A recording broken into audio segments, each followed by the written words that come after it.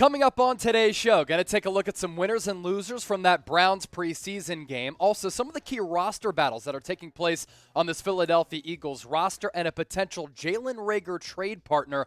All that coming up around the corner. First, though, Philadelphia Eagles now presented by Manscaped. You can get 20% off and free shipping on the most elite men's grooming products by heading to manscaped.com/chat. I'll put that link in the comment section and the description of this video. About 6 million men worldwide have entrusted Manscaped because they're the best out there. Manscaped.com/chat. Save money today.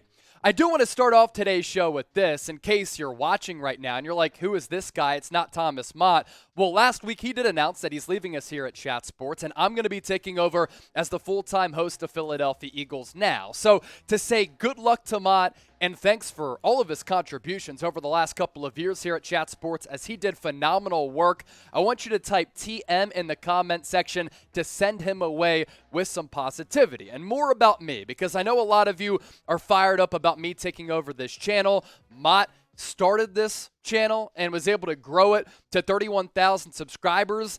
I want to tell you that I'm going to work my ass off to continue to make Philadelphia Eagles Now the most watched and the best Eagles channel on YouTube. And we're talking about one of Philadelphia's own. So I grew up in the area, Westchester, Pennsylvania, went to Bayard Rustin High School in Westchester, class of 2010. If everybody's repping the Dub C out there, let me know in the comment section. Shout out to the 610. Went to Temple University, studied journalism and broadcasting there, and graduated in 2015. Had a couple of stops to begin my professional career out in Springfield, Illinois. Then before Chat Sports, I worked at WNAP in Scranton, Pennsylvania, up there in NEPA. So I hope all of you say subscribe to the channel, and I hope all of you at least give me a chance to prove to you that we're going to continue to keep it moving right here on Philadelphia Eagles Now. Feel free to interact with me. Hit me up, slide in my DM, send me a tweet, let me know how the show can improve, or just say what's up. I'm on Twitter and IG at Chase_Senior. It's the same handle on both social media platforms. And with me taking over, this is what you can expect moving forward. With Mott, he was working remotely in Atlanta. I'm here at the Chat Sports Studios in Dallas, Texas, in enemy territory. You already know I'm going to be repping the birds. Fly, Eagles, fly down here in Dallas. We're now going to be pushing out videos every single day. That wasn't the case previously. Entertaining and informative analysis is something that I pride myself on. News, rumors, breaking news, just like we've been doing. But we're also going to introduce at some point soon some live shows and watch parties throughout these games. So make sure you subscribe. I want to see how many subs we can pick up on today's video. Before we get to winners and losers from this Browns preseason game that I had a lot of fun watching yesterday, do want to get to these Eagles trade rumors with Jalen Reagor. Something really interesting happened yesterday on the Browns broadcast, which was the broadcast for this game nationally. And it was Chris Rose, who does some work on NFL Network as well as previously on MLB Network. He was the play-by-play guy, and Joe Thomas was the color commentator, the former Browns tackle for a long time, member of the All-Decades NFL team, and they spilled the beans and discussed a potential Philadelphia and Cleveland trade that would involve Jalen Reagor going to Cleveland in exchange for Kareem Hunt, who made that trade request public back a couple weeks ago. So the rumor out there on the Twitter streets and on the internet streets is that Kareem Hunt could get traded to Philadelphia in exchange for Jalen Reagor because the Browns could use a number 2 or number 3 wide receiver and tap into that first-round potential that Reagor hasn't displayed on this Eagles roster. And so far throughout 2 preseason games, the Eagles have targeted Jalen Reagor 7 times. So clearly they're trying to show him off possibly to other teams to maybe have them interested and make a call to Howie Roseman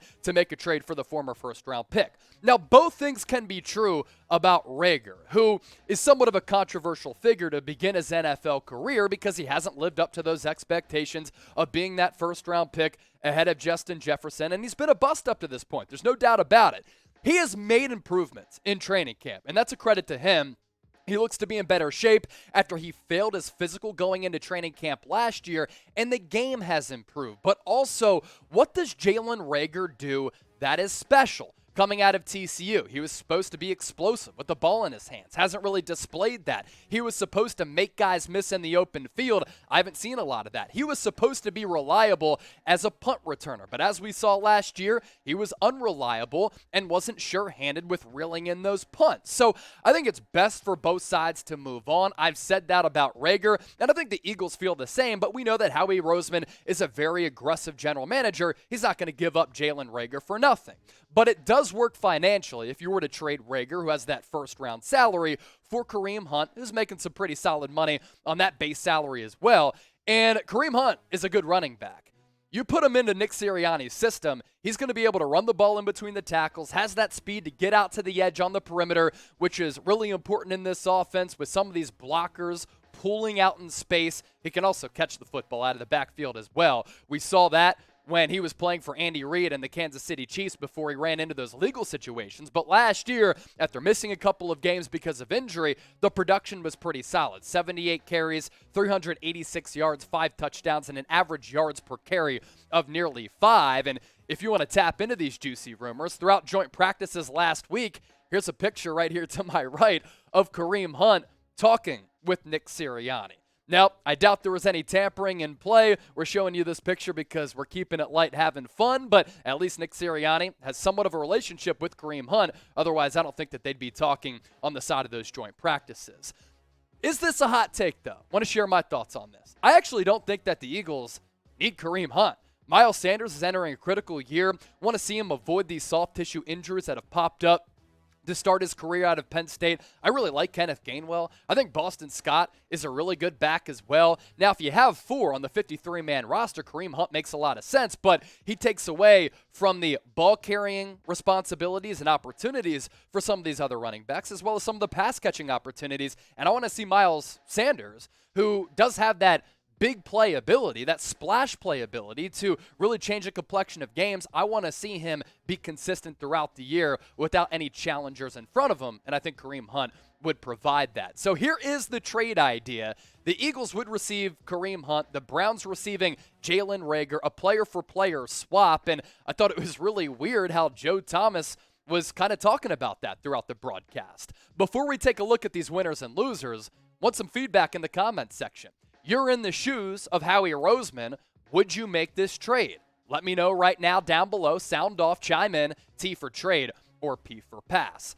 To the much anticipated winners and losers against the Cleveland Browns. We have to start off on a very obvious note with Cam Jurgens, the 51st overall pick out of Nebraska. The center has looked awesome throughout training camp, and in these first 2 preseason games, he's looked dominant, looking honestly like the next Jason Kelce with his playing style and his body prototype. On the opening drive, he had that Kelce-like pull block to the right side, demolishing a safety to spring Boston Scott for a really long run. Then on the second drive, his final drive of the day, had that great block on the 3rd and 13 for Kenneth Gainwell to really spring free right up the middle.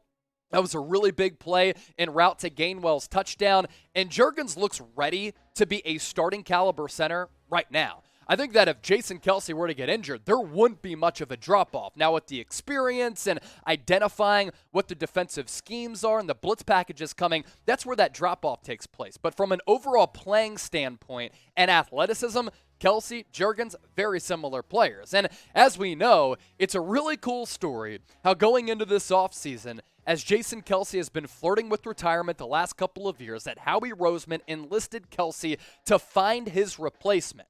And Kelce evaluated centers. He dove into the tape. He said that Cam Jurgens reminds him the most of himself, and Kelce, the talent evaluator, certainly knocked it out of the park with this one.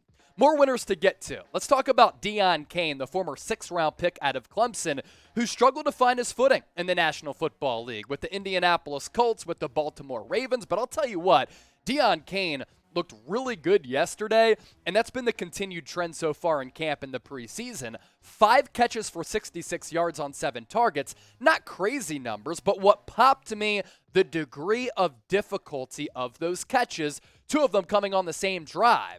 The back shoulder fade ball is a really difficult one to complete in the NFL. That's what made Aaron Rodgers and Devontae Adams so unstoppable. Deon Cain was making catches like that. And he's really intriguing to me because of his plus size at 6'2", 202 pounds. Now, with A.J. Brown now on this roster, you have a physically imposing wide receiver. Why not have another one? That's where Deon Cain kind of comes in here, and I think he's making a serious case to crack this Eagles 53-man roster, and with the plays that he's put on tape, if they cut him loose, I don't think that he comes back to the practice squad because I think another team snatches him up. Another winner, it's another wide receiver, Devon Allen. Hadn't played football in 6 years, the world's fastest man in the 100-yard dash, and he displayed that breakaway speed yesterday on that 55-yard touchdown pass from Reid Sinnett. I thought that there was going to be an uphill battle for Allen to crack this roster. I still don't think he makes the 53, and I think another team would take an opportunity on him, and they'd try to bring him in to crack their own roster. But lines up on that right slot, and the second and third tiers of the defense had absolutely no chance at stopping Allen, and he took the top off of the defense. The throw was on point, and of course, the hurdle as a touchdown celebration. Other winners I want to give a shout out to. Andre Dillard, to start his NFL career being that first-round pick, he even admitted that he was physically and mentally soft. That's been anything but the case throughout training camp. He looked really aggressive and really physical in his performance yesterday. Josh Jobe, the UDFA out of Alabama, he's an older rook at 24 years old. He's making a case to make this roster look good at that cornerback spot. Reid Sinnett with the 55-yard bomb. He's really been fending off other backup quarterbacks on this roster because really Carson Strong hasn't played at all. And Reid Sinnett, his play, a big reason for that. Kenneth Gainwell, Boston Scott also got a bunch of carries in their lone possessions as RB1 and RB2 yesterday, and I thought in the process they did really impress. Before we pivot to our losers, who do you think was the biggest winner? I'm challenging you, asking you for one singular name. As for who was the biggest winner against Cleveland, drop me a name right now in the comment section. As I mentioned off the top, Philadelphia Eagles now presented by Manscaped. 6 million people and guys worldwide have entrusted Manscaped because the premium package, their performance package, all of the products that they tried out are absolutely elite. And with the NFL season right around the corner, that means that it's time for fantasy football. And you have to clean up your snake down below the belt for all of your snake drafts. You can do so by heading to manscaped.com/chat, and by entering that promo code chat, you get 20% off and free shipping. What the Performance Package offers, the most comfiest boxer briefs that you'll ever wear. The Lawnmower 4.0, which you can use down below the waist or on your face, on your chest, on your back, wherever you want. The nose trimmer, ball crop, ball preserver, all available if you head to manscaped.com/chat. That link available for you in the comment section and the description of this video. Honestly, not many losers against Cleveland, but a few that we certainly have to highlight. The run defense on that first drive after Philadelphia went all the way down the field on that opening possession. Shout out to Gardner Minshew playing a little point guard pitch and catch while the plays were scripted. I thought he looked good, then made some ill-advised throws later. But the defense wasn't able to hold up their end of the bargain after the offense had that great opening possession. D'Ernest Johnson was just carving them up, and DJ is one of the best backup running backs in the NFL. He certainly had his way against this Eagles defense. And another loser in terms of an individual, it's Davion Taylor. We keep waiting for the 2023 third-round pick out of Colorado to pop. And at points throughout his NFL career, he's displayed that sideline-to-sideline speed, which is a big reason why Philadelphia drafted him. He's way too inconsistent, though. And yesterday had a couple of bad plays. Wasn't able to shed a block that led to a big run play. And then there was that Josh Dobbs run that went for about 36 yards. Davion Taylor had an opportunity to knock him out of bounds, but he whiffed on Josh Dobbs. And I thought it was pretty telling how Taylor had to play a lot and played as much as he did against Cleveland. And right now, you're looking at a linebacking core of Philadelphia that finally is in a good position. Love the acquisition of Kaiser White. Love the draft selection of Nakobe Dean. And, of course, Davion Taylor might be on the outside looking in terms of those consistent linebacking reps. A lot of you aren't going to like this, but I got to keep it a buck. I got to keep it honest. And if you want to call me out in the comment section, rip me, you can. First-time host of Philadelphia Eagles now. What are you talking about Jalen Reagor being a loser against Cleveland? He's had ample opportunities throughout the preseason. He's been targeted often. The Eagles have been trying to show other teams what he can do. But what does Jalen Reagor do that's special? Of course, throughout training camp, he's been much improved from last year, but had an opportunity on one of those in-breaking routes yesterday to make a man miss. And I feel as though every time Reagor has nearly had an opportunity to make a guy miss, he just comes so close to doing it, but doesn't do it. And he just doesn't pop for me on the game field. And I think right now, the Eagles have an interesting predicament at that wide receiver position.